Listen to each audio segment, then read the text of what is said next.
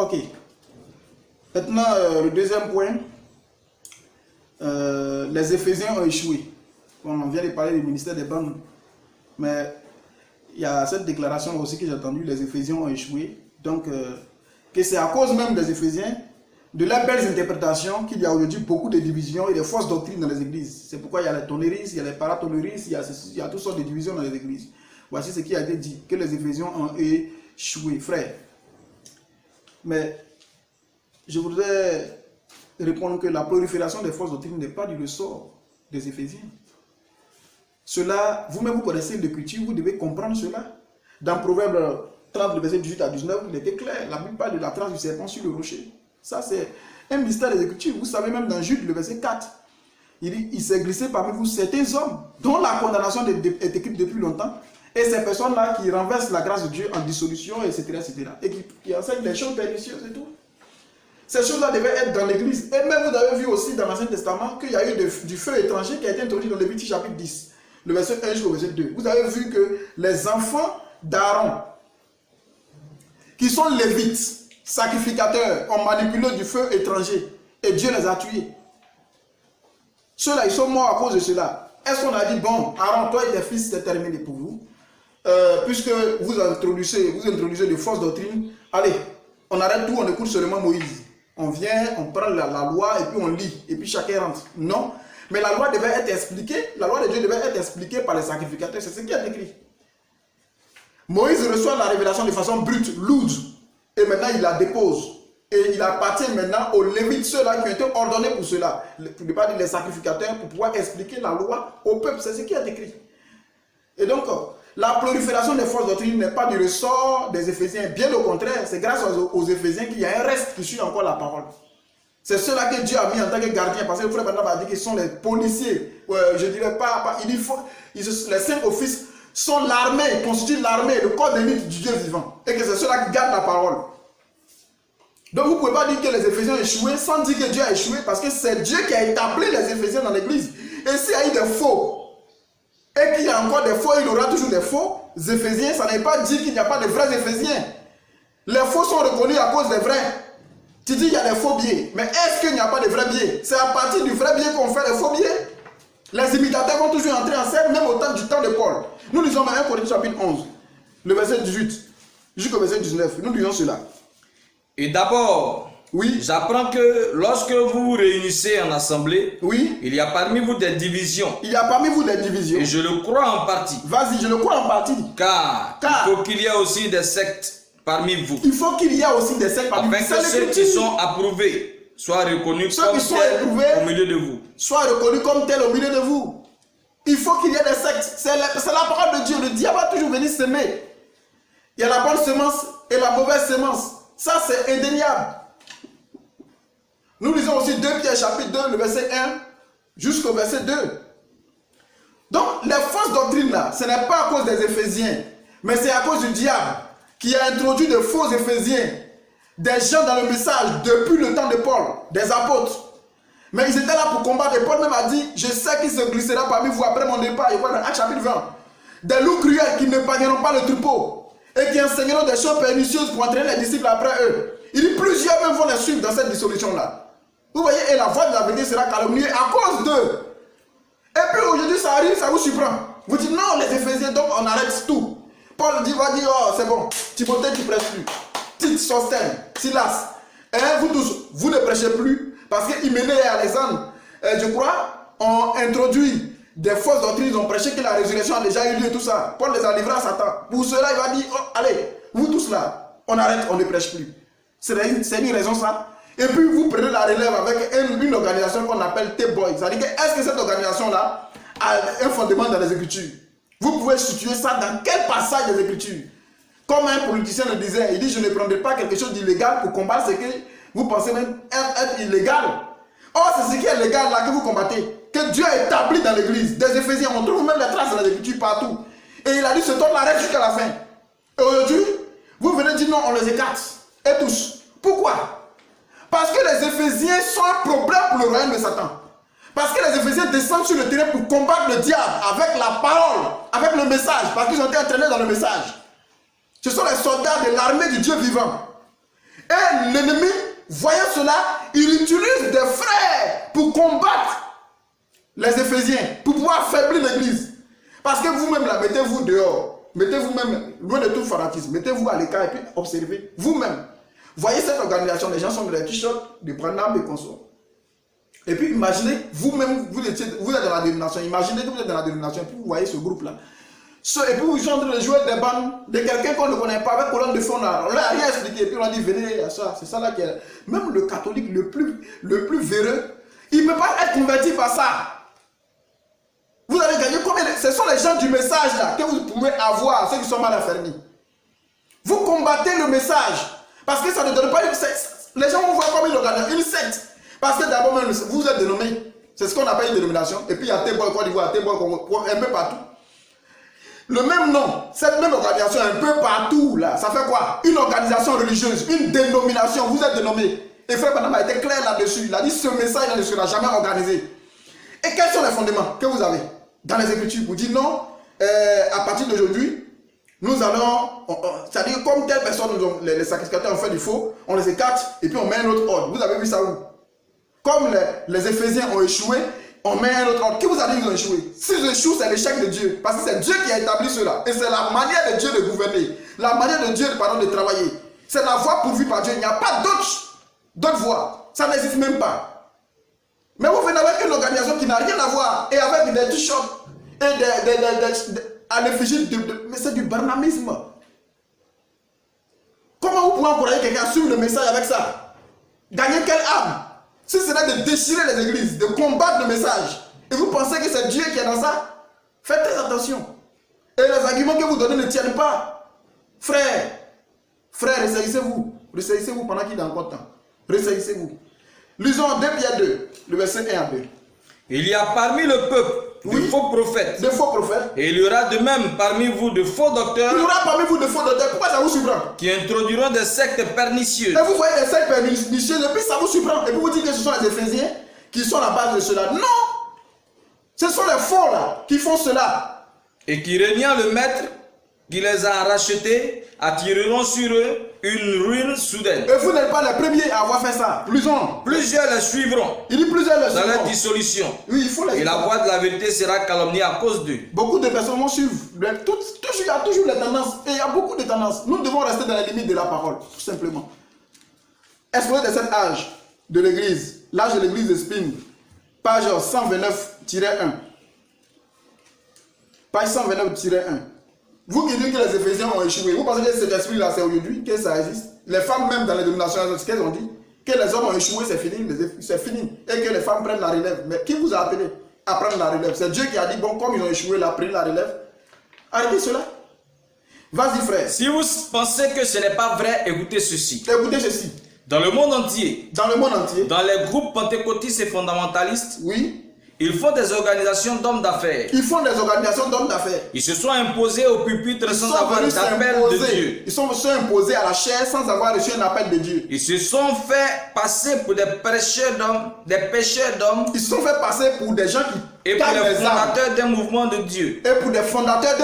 Dieu. Et ils disent que les ministères d'Éphésiens 4, 10 à 13. Oui. Que Dieu a donné à l'église. Il dit ces Éphésiens que Dieu a donné à l'église là. Ont échoué. Que ces Éphésiens là ont échoué.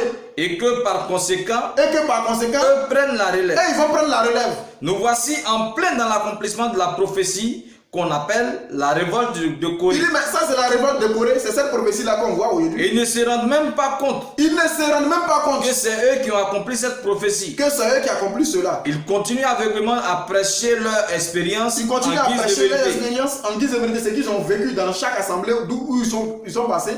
Ils prêchent ça maintenant en guise de vérité pour dire voilà ce qu'on m'a fait ici, voilà ce qu'on m'a fait cela. Et ils pensent que il dit que Dieu ait pitié de ces gars là. Que les yeux s'ouvrent avant qu'il ne soit trop tard. Vraiment, que vos yeux s'ouvrent avant qu'il ne soit trop tard, frère. Ce n'est pas la voix de Dieu. Ça va, frère. Okay. Ça va, frère. Donc, nous devons faire très attention. Ces mêmes esprits-là disaient que frère Neville, comment il s'appelle là, a donné une prophétie. Depuis là, ça ne s'accomplit pas. Depuis là, la prophétie de frère Neville là, ne s'accomplit pas. Moi, je ne comprends pas. Il dit, frère Branham, il dit que je vais recevoir le Saint-Esprit. Dois-je continuer d'attendre Frère Branham dit oui, tu dois continuer d'attendre. Que frère Neville était serviteur de Dieu. Il a même prophétisé ici. On a vu que ça a marché. Et donc on a vu que c'est un homme de Dieu. Gloire à Dieu. Et après il dit attendez. Il a vu l'esprit. Il dit attendez. Frère Neville croit le même message que moi. Il a reçu le même Saint-Esprit que moi. Il croit le même message que moi. Vous voyez? Parce qu'il a vu l'esprit qui est derrière la pensée de cet homme-là qui disait que depuis là, il ne reçoit pas le Saint-Esprit. Il a prophétisé, il a envoyé. Frère Branham a dit attention. Vous devez faire très attention. Attendez simplement. Et vous verrez cela. Donc, qu'il a même prophétisé pour quelqu'un, la personne a été guérie. Donc, faites très attention. Ces esprits-là. Vous voyez, nous allons lire, se revêtir de toutes les armes de Dieu. Prêcher le 1er, 7e mois 62, au paragraphe 119 à 120. Nous allons voir ce que Frère Branham dit au sujet des Éphésiens. Dans son armée, dans l'armée du Dieu vivant, il présente son armée sous forme de 5 offices. Il dit, vous écartez les Éphésiens. Quoi? Il dit, il présente son armée sous forme de 5 offices. D'abord les apôtres. D'abord les apôtres. Les prophètes. Les prophètes. Les docteurs. Oui. Les pasteurs. Les pasteurs. Les évangélistes. Les évangélistes. Voilà son armée. Voilà l'armée de Dieu. Ce sont là ses soldats. Ce sont là ses soldats, ce n'est pas les bandes. Voilà ses commandements. Voilà ses commandants. Ses commandants. Vas-y. Tous ayant le baptême du Saint-Esprit. Tous ayant le baptême du Saint-Esprit. Ils attendent là pour affronter l'ennemi. Ils attendent là pour affronter l'ennemi. Sur n'importe quel terrain. Sur n'importe quel terrain. Lorsqu'il y a une fausse doctrine, les vrais Éphésiens là vont combattre cela pour qu'un reste puisse demeurer dans la doctrine authentique originelle. Vous ne pouvez pas venir dire que c'est ceux-là qui sont les faux. Vous les présentez comme faux. Comme le diable a présenté Jésus comme faux. Vous dites oui, c'est lui-là qui est le Beelzébul, c'est le démon qui est là. Faisant le contraire. Alors que c'est lui-même qui se tient sur un faux fondement. Vous pensez qu'il était bon là? Vous avez un seul fondement dans les Écritures. Montrez un seul verset, demi-verset dans les Écritures. Ça n'existe pas. Il n'y a aucune trace de cela dans les Écritures. Aucune trace, frère. Ressaisissez-vous. Le diable vous a séduit. Ressaisissez-vous et revenez au message. Parce que nous vous aimons. Quelqu'un qui a cru dans le message et qui va se laisser berner par ces choses, ça veut dire qu'il n'a pas eu ses 2 pieds enracinés dans le message. Il n'a pas été enseigné dans le message. Non. Parce qu'il y a être dans le message et avoir reçu l'esprit du message. Comprendre le message. Frère, ressaisissez-vous, je vous en prie. Ça me fait même pleurer. Vas-y, frère. Voilà ses commandants. Voici ses commandants. Tous ayant le baptême du Saint-Esprit. Oui. Ils attendent là pour affronter l'ennemi sur n'importe quel terrain. Le chef d'œuvre. Lisons le chef d'œuvre. Paragraphe 47, le 5, 12e mois 64. Le chef d'œuvre identifié de Dieu. Oui. Le 5, 12e mois 64, paragraphe 47. La politique n'a pas de place à l'église. La politique n'a pas de place dans l'église. C'est le Saint-Esprit qui doit avoir le contrôle sur l'église. C'est le Saint-Esprit qui doit avoir le contrôle sur l'église. Pas un vote politique basé sur qui est qui. Pas un vote politique basé sur qui est qui. Dieu a établi dans l'église, oui, les uns comme apôtres. Donc c'est Dieu qui a établi cela. Vous ne pouvez pas changer ça. Vous allez vous lever chaque matin, le verset est là. Vous allez vous lever chaque jour, le verset est là. Vous ne pouvez pas changer cela. Pour vous là, cette organisation qui prend le relève et puis qui écarte les Éphésiens là, il n'y a aucune trace. C'est illégal, complètement anti-scripturaire. Ça n'existe même pas dans l'écriture. Vous pouvez avoir une bonne pensée, une pensée pieuse, en voulant faire une bonne chose pour Dieu. Mais il faut maintenant à prêcher. Rendre service à Dieu en dehors de sa volonté. C'est-à-dire qu'être hors de la volonté de Dieu, pensant faire ce qui est bon, c'est très dangereux. Et il y a ce qu'on appelle la voie pourvue par Dieu. Vous avez lu la brochure où le frère Madame expliquait clairement qu'on appelle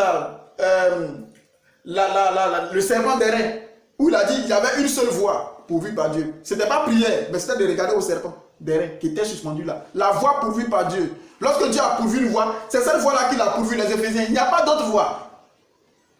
Dieu dépose toujours un prophète qui révèle tout, et puis les auxiliaires, les répétiteurs. Quand le professeur finit d'enseigner à l'école, les répétiteurs là, on appelle chez nous ici maître de maison. Sinon on passe maintenant pour dire, voilà, il ne vient pas dire ce que le professeur a dit directement, non. Il explique ça, il rend ça plus souple, pour que tu puisses comprendre. Mais le répétiteur n'est pas en conflit avec l'enseignant, non. Mais ils sont en harmonie pour permettre à ce que l'enfant puisse grandir. Et la Bible dit que les Éphésiens étaient établis pour le perfectionnement du corps de Christ. Et les gens disent non, qu'il y a des pasteurs qui sont en perte de révélation, en perte de vitesse, et qui ont vendu, c'est-à-dire qu'ils n'ont plus rien à prêcher. Au lieu de prier pour avoir l'inspiration, vous prêchez toujours le message. Ils disent non, que nous allons beau prêcher, nous n'emmènerons jamais l'église à la perfection. et que c'est les bandes seules qui vont envoyer l'église dans la perversion. J'ai vu ces personnes. C'est pas des trucs qui datent d'aujourd'hui. Il y a longtemps que je vois ça.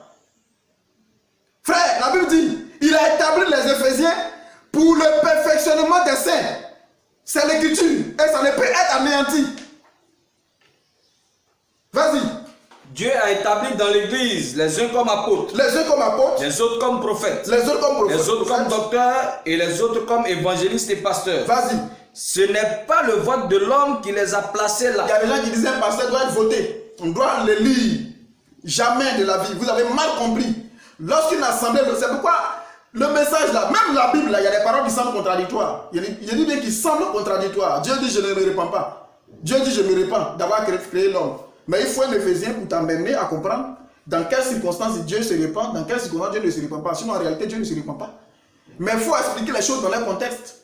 Vous voyez? Et le message est comme ça. Frère Branham a dit des choses, mais les gens n'ont pas compris. Même ils ont écouté les bandes et puis ils viennent dire non, tu as dit ça. Il dit non, c'est pas comme ça. Vous avez mal compris. Bande là aussi, tu peux écouter et puis ça va t'envoyer en brousse. Mais Dieu conduit son peuple avec les 5 offices. Les Éphésiens. Vas-y, frère. C'est Dieu qui les a établis là pour par l'appel du Le Saint-Esprit. vote là, quand on parle de vote, qu'un pasteur doit être élu dans son assemblée, c'est lorsque peut-être le pasteur n'est plus ou il est allé à d'autres endroits, il ne viendra plus. Parmi les ministres qui sont là, les diacres vont venir les mettre là et puis on va procéder à un vote pour choisir celui qui va diriger l'assemblée. Parmi les ministres qui sont là, celui qui est apte à diriger l'assemblée, ça veut dire le pasteur est élu. Vous voyez? Mais les gens ont confondu toutes choses. Quelqu'un qui est venu, qui a commencé à prêcher, on dit s'il n'est pas élu là, il ne peut pas être légitime. Regardez, quelqu'un qui a prêché, qui a gagné une âme, 2, 3, 4, qui les baptise, qui officie comme pasteur, c'est maintenant on va venir le reconnaître comme pasteur. Ce qu'il est en train de faire, c'est quel rôle? Mais pour qu'on comprenne le message dans son contexte, dans chaque chose dans son contexte, est-ce qu'un ministre est voté? Il est élu. Écoutons frère Branham, le même Branham qui dit. Continue frère. C'est Dieu qui les a établis là par l'appel du Saint-Esprit. C'est Dieu qui a établi ces Éphésiens là par l'appel du Saint-Esprit. Par des réunions de prière, oui, par l'imposition des mains, vas-y, et par le fait de rester dans la présence de Dieu. Il dit ce n'est pas par le vote. Commence au début là. Je veux que tu reprennes la partie là. La politique n'a pas de place à l'église. Vas-y frère. C'est le Saint-Esprit qui doit avoir le contrôle sur l'église, oui, pas un vote politique basé sur qui est qui. Vas-y. Dieu a établi dans l'église, oui, les uns comme apôtres, les uns comme apôtres, les autres comme prophètes, oui, les autres comme docteurs, oui, et les autres comme évangélistes et pasteurs. Vas-y. Ce n'est pas le vote de l'homme qui les a placés là. C'est Dieu qui les a établis, ce n'est pas le vote de l'homme qui les a placés là. Ceux qui comprennent mal les Écritures. Ils prennent, ils lisent, tu finis d'écouter une bande et tu attrapes ça. Tu dis voilà ce qu'on doit faire. Tu prends ça comme doctrine en même temps. Non, ce n'est pas le vote de l'homme. On n'a pas voté ceux-là. Mais ils sont appelés de Dieu. Et le don, frère Branham a été clair là-dessus. Il dit le don, le ministère, pardon, c'est Dieu dans l'homme. Parce que Dieu est prophète, Dieu est pasteur, Dieu est docteur, Dieu est évangéliste, Dieu est apôtre. Il est l'apôtre, le docteur, l'évangéliste et tout.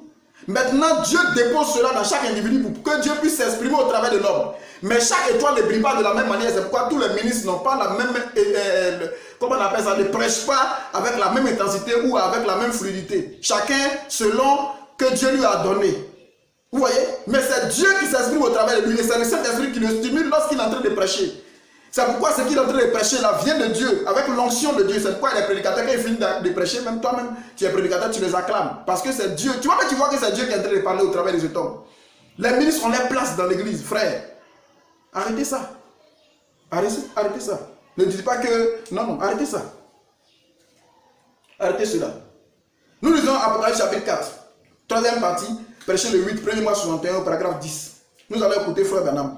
Et vous, petite église, je vous en conjure au nom du Seigneur Jésus de croître dans la grâce de Dieu. Tenez ferme et regardez sans cesse au calvaire. Regardez sans cesse au calvaire.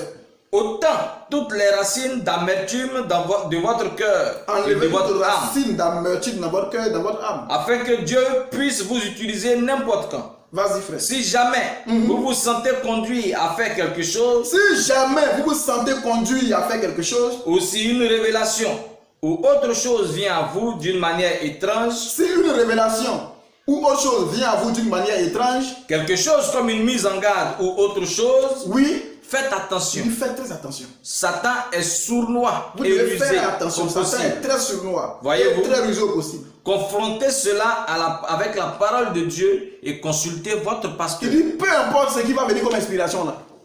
Ce qu'on va vous dire là, il dit confrontez cela avec la parole de Dieu et consultez votre pasteur. Lui, il est qui pour qu'on le consulte? Il est qui? Frère Branham dit consultez votre pasteur. Pourquoi il le dit? Parce qu'il sait que c'est un homme de Dieu. Il ne peut pas tout faire. Il est prophète. La révélation, même regardez, prenez la sémence du serpent. La révélation est tombée de façon brute. Frère Branham, vous avez une fois vu Frère Branham décortiquer dans les détails la sémence du serpent. Lisez toutes ces brochures ou bien écoutez toutes les bandes que vous voulez. Est-ce que ça a été décortiqué de façon précise? De façon...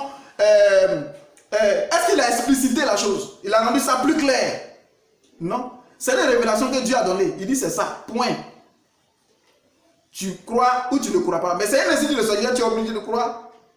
Tu es obligé de croire. Et puis c'est clair, ça est dans la parole. Mais chaque Éphésien peut expliquer de sorte que les croyants puissent bien comprendre la chose.